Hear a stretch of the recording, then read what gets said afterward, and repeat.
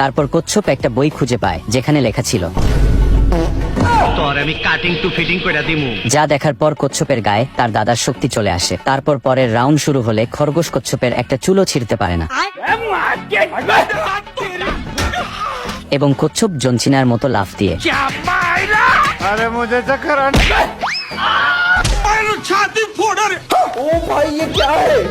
কচ্ছপ তার খোলস উল্টা পাল্টা করে দেয় এবং খরগোশ প্রথমটা উঠায়, তারপর দ্বিতীয়টা এবং তৃতীয়টা উঠালেই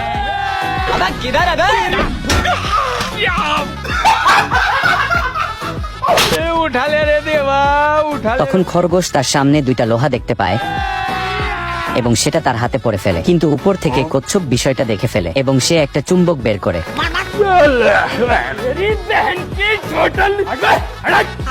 বাপরে, আরে নাই ভাই।